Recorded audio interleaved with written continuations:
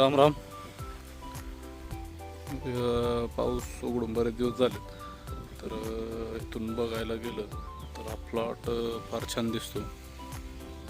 पण खरी परिस्थिती इकडं गेल्यावरती दिसते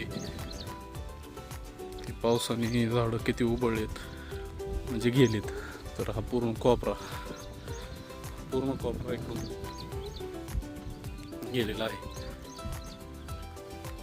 म्हणजे गेलेला आहे म्हणजे अजून सुद्धा झाडं रोज थोडी थोडी जातात. हा कोपरा पूर्ण गेलेला आहे,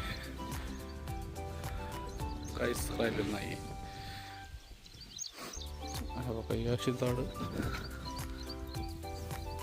रोज थोडी, हे काल वाळलेलं नव्हतं, आज वाळलेले हे झालं. आता काय प्रयत्न चालू आहे झाडं फक्त जिवंत ठेवण्याचा, बाकी काय नाही. याला जैविक आपलं ट्रायकोडर्मा वगैरे सोडत राहायचं. वाचतील तेवढी वाचतील, नाहीतर जातील तिकडं. तळं तर जून चालू झालाय, पण मे महिन्यातच तळं भरलेलं आहे.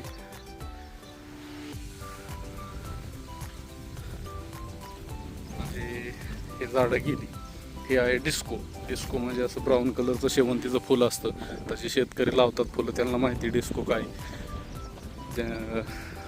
इकडं लावलं होतं पर्पल कलरचं फुल असतं इथे. तर ह्या फुलाचं असं झालंय फुटवा निघला की गुंडी निघते. आता हे झाड किती छोटंसं आहे, हे बघा, गुंडी निघलेली आहे. असं झालेलं आहे. म्हणजे संकट काही थांबत नाही, पण काहीतरी करत राहिलंच पाहिजे. त्याला काहीतरी पर्याय काढलाच पाहिजे. त्याशिवाय लावलेला खर्च तरी निघला पाहिजे, बाकी काही नाही. ते तर 5,000 लावली होती ते कलम, तर त्याच्यातलं जवळजवळ 1,500 गेलं असेल. आणि हे 5,000 आहे पर्पलचं. तर हे त्याचं तसं झालं त्या प्लॉटचं, आणि ह्या प्लॉटचं असं झालेलं आहे. आणि ह्या प्लॉटमध्ये हा डामका जो दिसतो हिरवा, तो आहे लवाळा, मोठा घास. तो दरवर्षी खुरपा काही करा, तो आहेच.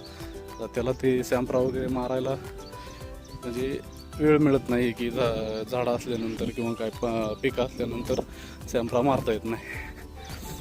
तर अशा तऱ्हेने हा प्लॉट आहे हा. आणि असे माझंच नाही, असं इतर बऱ्याच सगळ्यांचं, काहींचं तर एकही झाड राहिलेलं नाही, एक सुद्धा झाड राहिलेलं नाही. आपलं तरी राहिलेलं आहे बऱ्यापैकी, पण काहींचं काहीच राहिलेलं नाही. अशी परिस्थिती आहे सध्या.